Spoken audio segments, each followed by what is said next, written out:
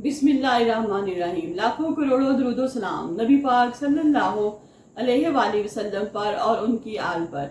मैं हूँ कुलसूम हाशमी और आप है मेरी यूट्यूब फैमिली का हिस्सा। मेरी अल्लाह से दुआ है कि आप सब खैर खैरियत से हों। अगर अभी तक आपने मेरे चैनल को सब्सक्राइब नहीं किया, चैनल को सब्सक्राइब करें, लाइक करें, कमेंट्स करें और बेल आइकन के बटन को प्रेस करें ताकि मेरी आने वाली हर नई वीडियो आप तक पहुँच सके। आज जो मैं वाकया बयान कर रही हूँ वो है अनापरस्त के बारे में। बाज़ औक़ात इंसान इतना अना में अपनी आ जाता है कि वो अपने सगे रिश्तों को ही कुर्बान कर देता है। वो अपनी अना के आगे अपनी फैमिली को नहीं देखता, वो अपने बच्चों को नहीं देखता, वो अपने घर को नहीं देखता, सिर्फ फ़कत उसमें रह जाती है अना। और जो अना है वो बहुत से रिश्तों को तबाह बर्बाद कर देती है। ऐसा ही एक वाक़या मजंग में पेश आया। मजंग में घर के सरबराह का नाम है आसफ, बीवी का नाम है समीना। इनके 3 बच्चे हैं, बेटे हैं ज़ुहैब, अजीम और फ़हीम। ये लोग जो हैं ये लोग कतर में सेटल हैं। इनका कतर में बहुत बड़ा बिजनेस है, कारोबार है। शुरू से ही आसफ साहब कतर में रहते थे, वहीं पे इन्होंने फैमिली भी रहती थी, इनके बच्चे वहीं पे पैदा हुए, वहीं पे बड़े हुए, वहीं पे इनका सारा कारोबार था। काफ़ी साल वहाँ गुजारने के बाद, अपना कारोबार सेट करने के बाद इन्होंने सोचा कि अब मुझे यहाँ बाहर मुल्क में रहते हुए बहुत टाइम गुजर गया है। मेरी जो बाकी फैमिली के लोग हैं वो पाकिस्तान में हैं। अल्लाह ने मुझे बहुत दिया है, मेरे पास बहुत है, औलाद है, दुनिया का माल है। तो मैं सोच रहा हूँ कि अब जो बच्चे भी जवान हो चुके हैं तो मेरी ख्वाहिश है कि मैं वापस पाकिस्तान चला जाऊँ और अपने पैसे को पाकिस्तान में किसी कारोबार में लगाऊँ और वहीं अपने रिश्तेदारों के साथ बस जाऊँ, ताकि जो मेरे रिश्तेदार हैं अगर वो भी मेरे साथ काम में शामिल होना चाहें तो मैं उनके लिए भी रोज़गार का वसीला बनूं। यानी कि एक अच्छा इंसान एक अच्छी नीयत के साथ वापस आ जाता है पाकिस्तान में। अब उसकी एक बहन है मारूख, मारूख की बेटी है यमुना, उसके 2 बेटे हैं। ये इसकी बहन है जो पाकिस्तान में रहती है। गाहे बगाहे जब वो अपनी बहन को फ़ोन करता था तो उसकी जो बेटी है यमुना वो भी अपने मामू से बात करती, वीडियो कॉल पे अपने कज़न से बात करती। आहिस्ता आहिस्ता उसकी ज़ुहैब से बात शुरू होगी। ये लोग जब पाकिस्तान में शिफ्ट हुए तो ज़ुहैब की और यमुना ने, क्योंकि एक दूसरे को पहले ही वीडियो कॉल पे देखा हुआ था, एक दूसरे से बात करते थे, इनके आपस में दोस्ती बहुत बढ़ गई। दोस्ती बेतकल्फ़ी पर चली गई और जो बेतकल्फ़ी है वो मोहब्बत में बदल गई। इसके बाद उन्होंने क्या किया कि जब यमुना को पता चला कि जो ज़ुहैब है वो मुझे पसंद करता है तो यमुना के दिल में भी ज़ुहैब के लिए प्यार मोहब्बत पैदा होना शुरू हो गया। वो भी ज़ुहैब को पसंद करने लग पड़ी क्योंकि वो उसके मामू का बेटा था। और ख़ानदान में मोहम्मद नाज़रीन ऐसा होता है कि रिश्तेदार जो हैं वो आपस में एक दूसरे के साथ शादी ब्याह कर लेते हैं, पसंद कर लेते हैं बच्चे बच्चियाँ। और ये कोई बुरी और मयूब बात भी नहीं है। मोस्टली फैमिली में ऐसा होता है कि मामू के बच्चे, फूफो के बच्चे आपस में एक दूसरे को पसंद करते हैं और इनकी शादियाँ हो जाती हैं और ये लोग बहुत अच्छे से ज़िंदगी गुजारते हैं, क्योंकि जो बच्चों की पसंद है उसको अहमियत भी देनी चाहिए। हमारा मजहब भी नाज़रीन इस बात की हमें इजाज़त देता है। जब यमुना और जो ज़ुहैब है उनका आपस में प्यार होना शुरू हो गया तो ज़ुहैब ने अपनी फैमिली से कह दिया कि जी मैं तो शादी करूँगा तो यमुना से करूँगा, तो आप ऐसा करें रिश्ता लेकर यमुना के घर जाएं और मेरी बात करें यमुना के साथ ताकि मेरी और यमुना की शादी हो जाए। ज़ुहैब के घर वाले तो वैसे ही मान गए। उन्होंने कहा ठीक है, हमारी बहन की बेटी है, हमें और क्या चाहिए कि हमारी जो बहन की बेटी है वो इस घर में आ जाएगी।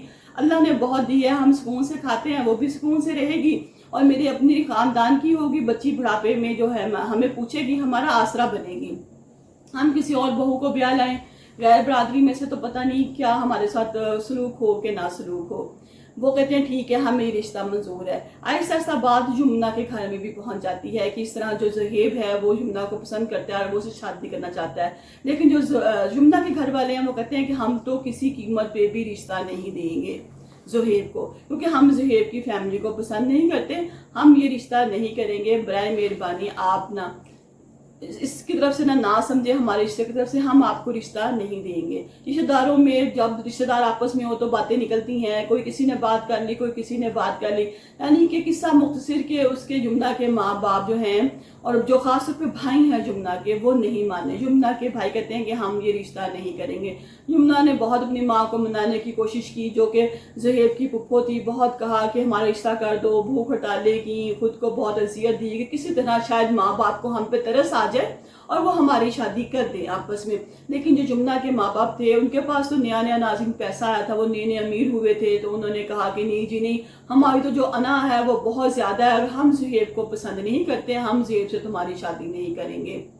उन्होंने कहा कि जब تو اگر تم زہیب کو پسند کروگی تو تم جتنا مرضی رو لو، چیخ لو، چلا لو، ہم بھوک ہڑتال کر لو، ہمارے سے بات کرنا تم نے بند کر دی ہے، تم اسی پہ ڈٹی رہو، لیکن ہم تمہارا رشتہ ماموں کے گھر بالکل بھی نہیں کریں گے۔ اسی ساری چپلش میں ایک دن جو جمنہ کی ماں ہے وہ فوت ہو جاتی ہے، معروف جمنہ کی ماں فوت ہو جاتی ہے۔ جمنہ کی ماں کا جنازہ گھر میں پڑا ہے۔ جب گھر میں جنازہ پڑا ہو تو ساری دنیا کوئی بولے یا نہ بولے، خوشی کے لیے کہتے ہیں کسی کو بلانا پڑتا ہے، لیکن موت کا منہ کھلا ہوتا ہے، وہاں پہ کوئی بھی آ سکتا ہے۔ فوتگی والے گھر میں ہر بندہ آ سکتا ہے۔ وہیں پہ جو یہ آصف ہے وہ اپنی بیوی اور بچوں کے ساتھ افسوس کرنے کے لیے جاتا ہے۔ جب وہ جاتا ہے وہاں پہ تو جو معروف ہے اس کا بیٹا جو بڑا ہے عامر، وہ کہتا ہے کہ آپ لوگ ہمارے گھر میں کیا لینے کے لیے آئے ہیں، آپ ہمارے گھر سے چلے جائیں، آپ کی وجہ سے، اس رشتے کے ٹینشن کی وجہ سے ہماری ماں جو ہے وہ دکھ اس کے ساتھ، اٹیک کے ساتھ فوت ہو گئی ہے، لہٰذا ہم آپ کو یہاں کھڑا نہیں ہونے دیں گے، آپ یہاں سے چلے جائیں۔ انا تھی نا نازی کہ انا نے سارے لوگوں کو برباد کر دیا۔ اس نے کہا کہ ہم تمہیں یہاں رکنے نہیں دیں گے۔